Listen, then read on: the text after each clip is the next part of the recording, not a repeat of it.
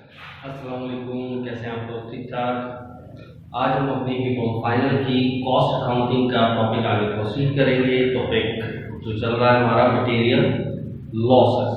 इसकी बेसिक मैं कंप्लीट कर चुका था। बेसिक इफेक्टिव की कैसे कैलकुलेशन और इंक्रीज थी, और स्पॉइलेज के अंदर कैसी कैलकुलेशन और इंक्रीज। उसके बाद फिर हमने पास्ट पेपर भी स्टार्ट कर लिए थे। ठीक है, तो आगे प्रोसीड करते हैं। कहाँ तक कर लिया था? ठीक है, तो ए बी करके लास्ट क्वेश्चन कुछ कर रहे थे ना। तो ए बी किसके अंदर आया था क्वेश्चन?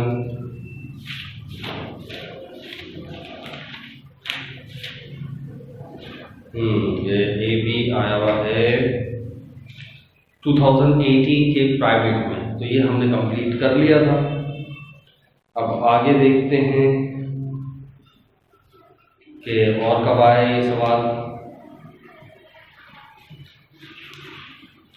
18 के रेगुलर में चेक करें।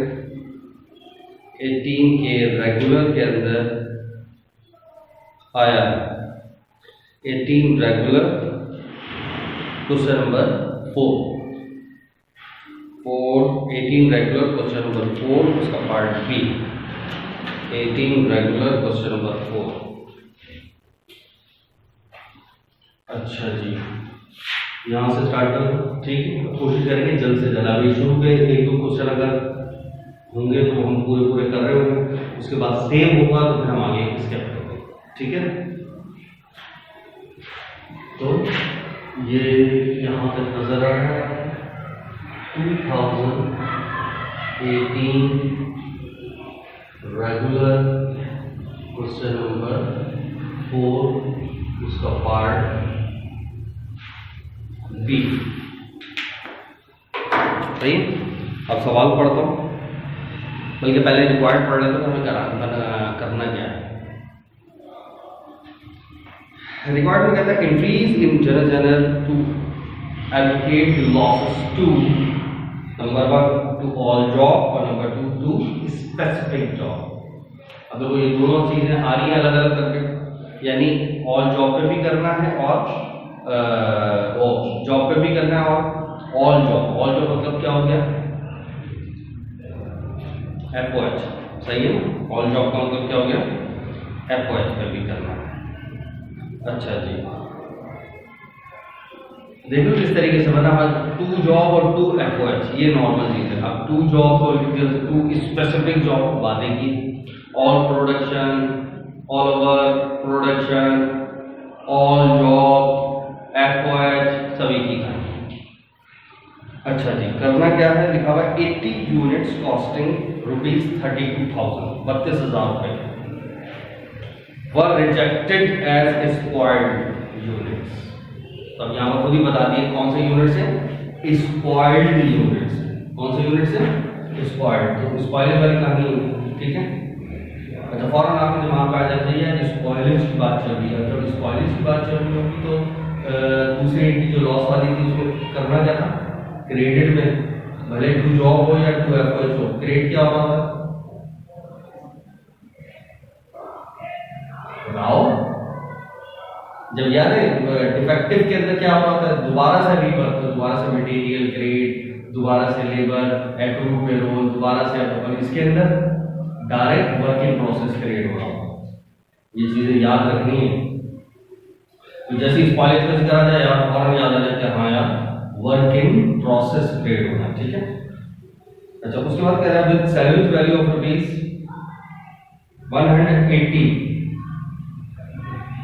₹180 ईच। अच्छा, अब वो स्पॉइल्ड हो गई और सैल्यूज वैल्यू क्या है? ₹180 एंड 200 यूनिट्स वर रीवर्क। अच्छा, दोनों काम साथ साथ हो रहे हैं। 200 यूनिट्स के ऊपर 80 यूनिट स्पॉइल्ड हुए और वो आप कितने के? 180 के बिकेंगे। और दूसरे में कहता है 200 यूनिट्स रीवर्क कर रहे हैं दोबारा से, यानी वो डिफेक्टिव वाली कहानी। 200 यूनिट डिफेक्टिव हो गया और उसके ऊपर मटेरियल 10,000, लेबर 6,000 और FOH 70% of the prime. Prime मतलब मटेरियल और लेबर को जमा कर दो तो प्राइम आता है। तो उस प्राइम का 75% कॉस्ट जो है वो एफओएच की होगी। बस खत्म। ये यानी अब एक ही साथ दोनों चीजें दे दी इसमें, स्पॉइलेज भी करना है और रिवर्क भी करना है, यानी डिफेक्टिव भी करना है, और दोनों मेथड्स में करना है। सही। तो हम एक काम करते हैं, जैसे टू जॉब और एफओएच दोनों स्टेप बाय स्टेप आप करेंगे। ठीक है, अच्छा सवाल है। पूरा समझो, सबका सब आपका रिकॉल हो जाएगा समान चीजें। ठीक है,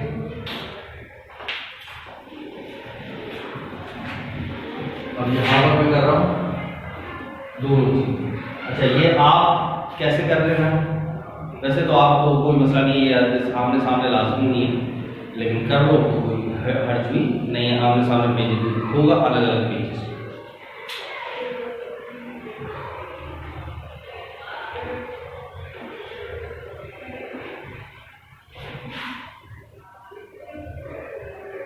ठीक है, दोनों चीजें हो गई। अच्छा, अब एक हमारा इसमें से टू जॉब है, तो ये उसने क्या लिखा था, स्पेसिफिक, तो आपने लिखा है टू स्पेसिफिक जॉब। सही। और दूसरा ऑल जॉब, तो आप लिखते हैं टू ऑल जॉब। सही। ये स्पेसिफिक जॉब है, ऑल जॉब।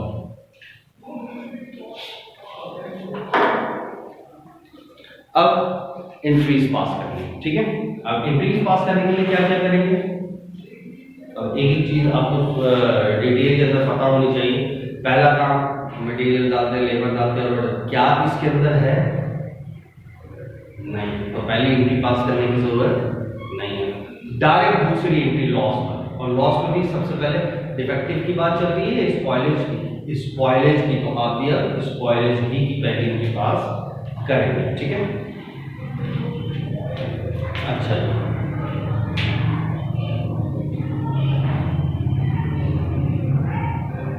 अच्छा, स्पॉइलर में आपको याद था, पहले स्पॉइलर में क्या होता है, सबसे पहले क्या चीज क्रिएट करा देंगे, वर्क इन प्रोसेस। ठीक है, तो दोनों के अंदर क्या होगा, वर्क इन प्रोसेस, टेंशन की जरूरत नहीं। तो यहाँ पर भी हमने लिख दिया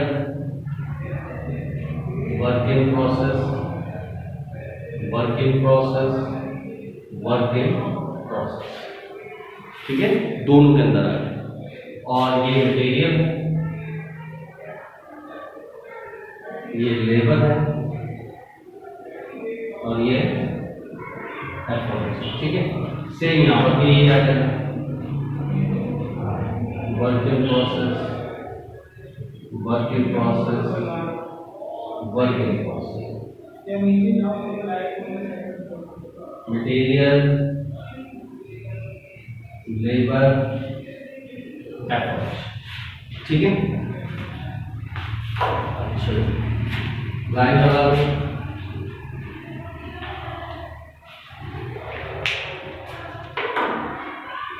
सही।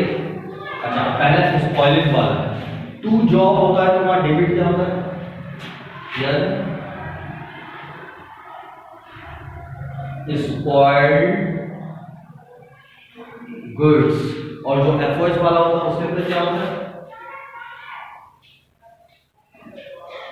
Spoiled goods. तो दोनों ही आता है, बस एफओएच के साथ एफओएच भी आता है। पूरा नाम एफओएच कंट्रोल। ठीक है, अच्छा, टू जॉब जिसमें एफओएच कंट्रोल भी आता है, वो बड़ा आसान होता है कि इसके अंदर अपनी अपनी ओरिजिनल कॉस्ट आ जाती है, और स्पॉइल्ड गुड्स तो जितने की बिकेंगे उसके हिसाब से आ जाएगा, और फिर जो डिफरेंस होगा वो एफओएच कंट्रोल। कैसे, अब उसमें उसने क्या बताया था, कितने यूनिट आए हुए, 80 यूनिट आए हुए, और अब 180 रुपए का बिकेगा। तो सबसे आसान,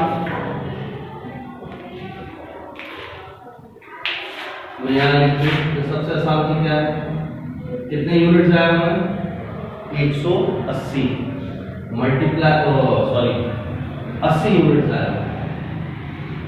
कितने यूनिट आए हुए हैं, 80 यूनिट आए हुए हैं, और 180 रुपए के हिसाब से सेल होंगे। स्पॉइल्ड गुड्स आ जाएगा, सेम एज इट इज यहाँ पर सेल होगा। 80 यूनिट है और एक 180 रुपए का, तो दोनों मल्टीप्लाई कराते हैं ना, तो ये दोनों को मल्टीप्लाई करा दो कितना आया 14,400। सही,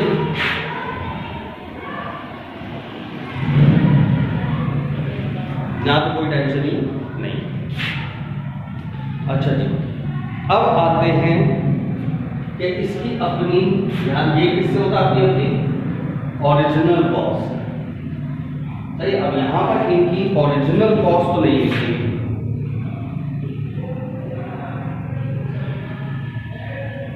ओरिजिनल कॉस्ट नहीं लिखी, बस ये लिखा हुआ है टोटल कॉस्ट 32,000 है। कितनी है कॉस्ट 32,000। अब 32,000 टोटल 80 यूनिट्स की कॉस्ट है। अब इसमें से सब अलग अलग अलग है, यानी मटेरियल कितना होगा, लेबर कितना होगा और एफओएच कितना होगा।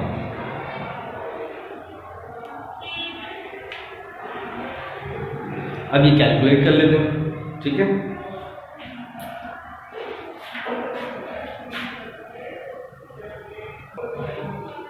जी, तो लिहाजा अब हम अमाउंट कैलकुलेट करते हैं, रोशनी ज़्यादा बनेगी। अब क्लियर है। अच्छा जी, अब सबसे पहले तो इसको ये अपनी ओरिजिनल कॉस्ट होगा। ओरिजिनल कॉस्ट कितनी है 32,000। अब ये टोटल 32 दे दी, यानी तीनों को मिला के 32,000। अब इस 32 में से मटेरियल कितना है, लेबर कितना है, ऑर्डर कितना है, यहाँ तो कोई हिंट्स नहीं थी। तो एक तो काम ये हो सकता है, ये सब जो हमने अपना अलग अलग लिखा है इसको एक ही में वर्क इन प्रोसेस 32,000 आने तक ऐसे भी करके किया जा सकता है, कोई हर्ज नहीं है। अच्छा, क्योंकि इसमें बोला भी नहीं है कि अलग अलग करके दिखाओ, ऐसी है ना। और प्लस यहाँ तो बाकायदा पूरी कैलकुलेशन हमें करनी पड़ेगी, उसके लिए उसने पूरा अमाउंट वगैरह सब कुछ दिया। तो यहाँ पर हम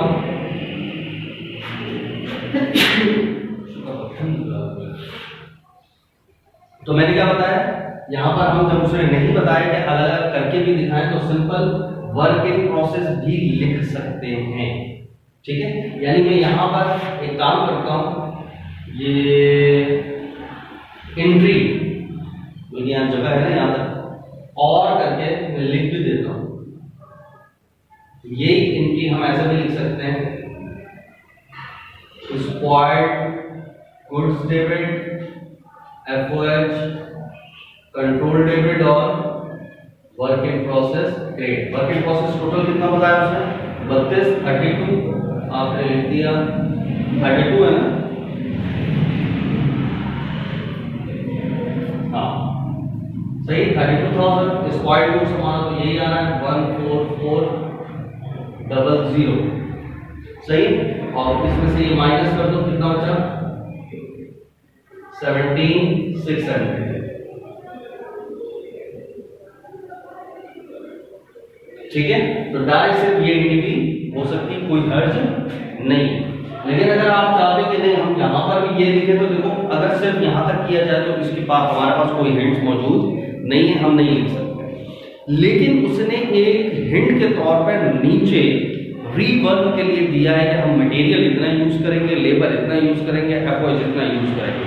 तो उसी से हम परसेंटेज भी बना सकते हैं कि मटेरियल लेबर ओवरहेड क्या होगा। मिसाल के तौर पर इसने क्या बोला है, material 10,000, labour 6,000, FOH 75% of prime. तो जरा इसकी कैलकुलेशन करो, तो अगर मैं इसकी कैलकुलेशन करूं तो मटेरियल कितना है 10,000, सही। लेबर कितना है 6,000 और एफओएच कितना है, एफओएच के बारे में हो रहा है 75% ऑफ प्राइम। अब प्राइम मतलब मटेरियल और लेबर को जमा करो, तो मटेरियल और लेबर दोनों को जरा जमा करो, कितना हो, लाइट आ रही है मटेरियल लेबर जमा करो, कितना आया 16। अब 16 का 75% निकालो, तो 16 का 75% कितना होगा 12। चेक करो 12,000 आएगा। सही है, क्लियर है, नजर आ रहा है ना। तो कितना आ गया 12,000। तो 12 कैसे आया, 10,000 मटेरियल और 6,000 लेबर, 16 और 16 का 75%, 12,000 आ गया। अब इसकी रेशो बना लो, 3 3 0 वैसे काट दो, 3 0 3 0 3 0, फिर मशीन 2 से काट रहा है, 2 5 10, 2 3 6, 2 6 12,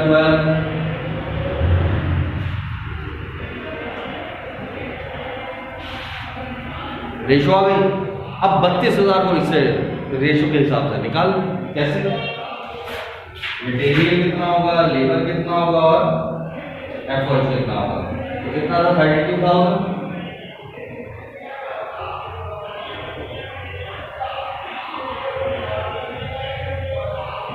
तो ये 5 और सबको जमा करो, 8 और 6 14, यानी 5 divide by 14, 3 divide by 14, 6 divide by 14। ठीक है, ये अमाउंट आ गया।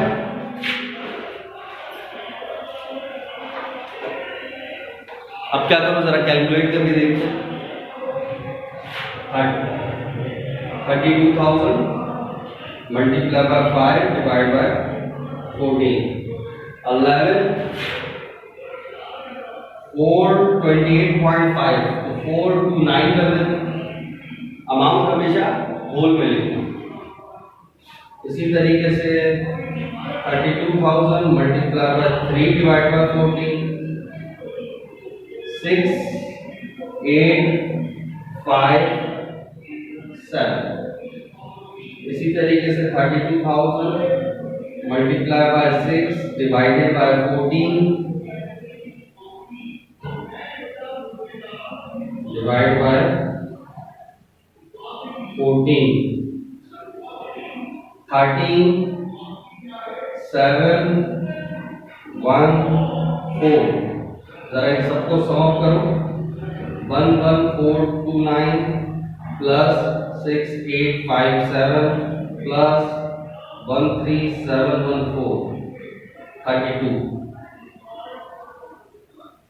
आ गया। तो देखो ये एक समझो दूसरे तरीके से हमने उसको निकालने की कोशिश की, और कुछ भी नहीं।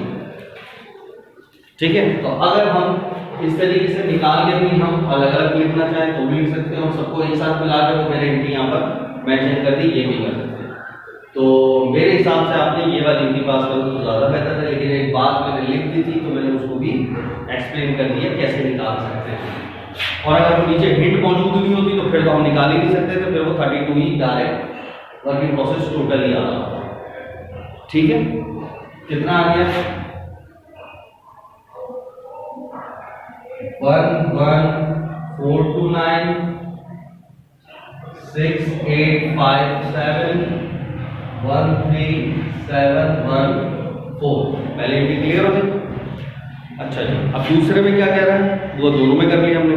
अब रीवर्क, रीवर्क के अंदर याद है दोबारा से मटेरियल लेबर वो वगैरह, दूसरे इंग्लिश में क्या होगा, दोबारा से मटेरियल की सूरत में मटेरियल ग्रेड, लेबर की सूरत में एक्रूड पेरोल ग्रेड, और एफओएच की सूरत में एफओएच अप्लाइड ग्रेड। सेम ना यहाँ पर भी वही करनी होती है, मटेरियल की सूरत में मटेरियल, लेबर की सूरत में एक्रूड पेरोल, और एफओएच की सूरत में एफओएच अप्लाइड। तो ये तो बहुत ही आसान है, और अमाउंट भी दिया हुआ कितना कितना 10, ये तो हमने निकाला था ना, ये 10 दिया हुआ था और ये 6,000 दिया था, और 75% ऑफ प्राइम, दोनों को जमा करा, प्राइम आ गई 16, 16 का 75% 12। ठीक है, और सेम कहानी यहाँ पर भी हुई 10,000 6,000 और 12,000। ठीक है, अच्छा एफओएच की सूरत में क्या दोबारा से लगाना होता है, तो क्या यूज कर रहे होते थे, वर्क इन प्रोसेस, सही है, मटेरियल, लेबर और एफओएच। और यहाँ पर क्या कर रहे होते थे, सारा का सारा किसमें, एफओएच में, तो यहाँ पर क्या आ जाता था, एफओएच कंट्रोल। सबको जमा करना है 10, 20 और 28, ठीक है। और यहाँ पर कोई क्वेश्चन नहीं, सेम ही आ रहा है 10, 6 और 12। यहाँ पर तो कोई इशू है ही नहीं। अब सिर्फ सवाल रह गया इस बात का, इसकी कैलकुलेशन कैसे करें। अब इसकी कैलकुलेशन क्या थी, मैंने क्या बोला था, सबसे पहले इनकी अपनी अपनी ओरिजिनल कॉस्ट ले लेना, सही। तो ओरिजिनल कॉस्ट फिर बहुत ही आसान हो गया, ये जो 80 यूनिट थे इनकी अपनी ओरिजिनल कॉस्ट हमने यहाँ लिखी थी, है ना। अब तो इसके लिए करना पड़ा हमें, तो इसका मतलब ये वाला काम कर लो फिर तो दोबारा करने की जरूरत नहीं पड़ेगी, वरना मजबूरी है, अब इस सूरत में ये आपको करना पड़ेगा। तो बात आती है, मैंने यहाँ पर ये निकाला है ओरिजिनल कॉस्ट, यहाँ तो कोई इशू ही नहीं, सही। ये सबकी ओरिजिनल कॉस्ट लिखी हुई है, तो मुझे यहाँ तक तो कोई कैलकुलेशन की जरूरत ही नहीं, तो मैं यहीं से उठा के यहाँ पर एक्सप्लेन कर देता हूँ। ये तो सवाल खत्म हो गया, अब यहाँ एक्सप्लेन कर देता हूँ। क्या था यहाँ, मटेरियल, लेबर और एफओएच, सही। ओरिजिनल का कितने 80 यूनिट जाया हुए थे हमारे ऐसे, और डायरेक्ट ओरिजिनल कॉस्ट उससे गिवन है, ये हमने निकाला हुआ 11,429, फिर 6857 और 13714। ये ओरिजिनल कॉस्ट कितनी हो गई, 32, ठीक है। और फिर हम कैलकुलेशन कैसे करते थे, हम वो देखते थे हमारी रिकवरी क्या होती है, तो रिकवरी कितनी हो रही थी, 80 यूनिट हो रही थी, ऐसी है ना,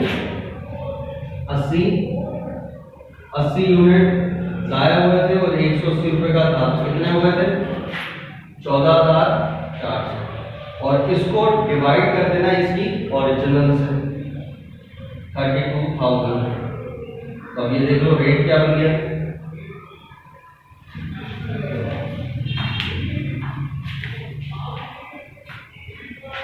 14400 डिवाइडेड बाय 32,000 मल्टीप्लाई बाय 100।